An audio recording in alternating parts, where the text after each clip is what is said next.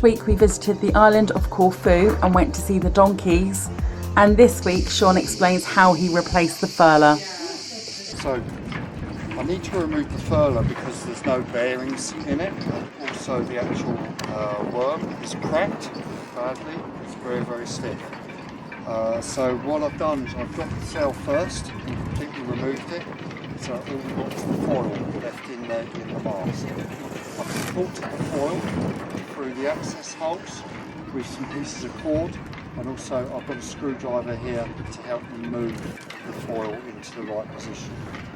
I had to drill the screws out because they are absolutely solid, and as soon as you try and undo them they just snap. So I had to drill them out. Once I had drilled them out, then it was just a case of using a big screwdriver to lever the bottom of the foil out, and as you lever the bottom of the foil out, then it comes away. I put a pen mark on the foil to show like when the furler is completely located onto the foil. So simply pull the bottom of the foil out,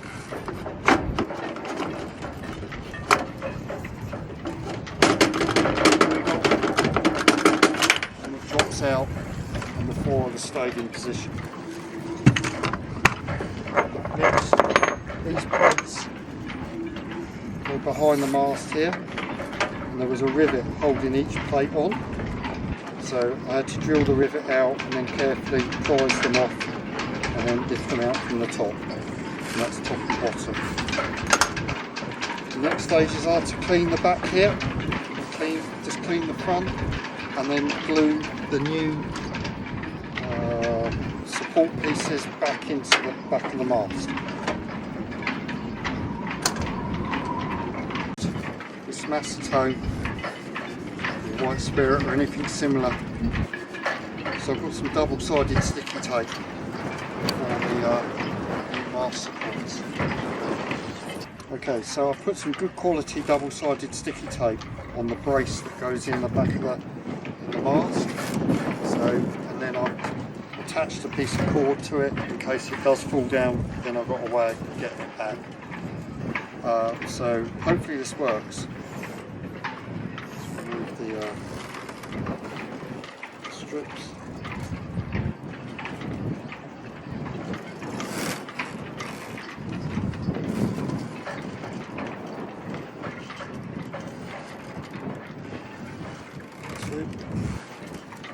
Simply placed behind the mast, line the holes up.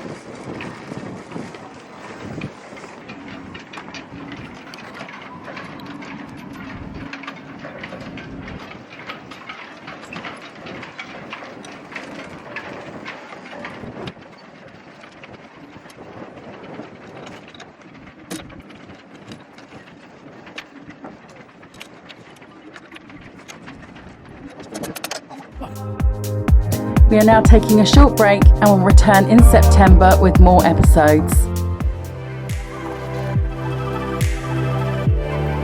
If you like this video, please like and subscribe. We are a new channel, so need all the help that we can get.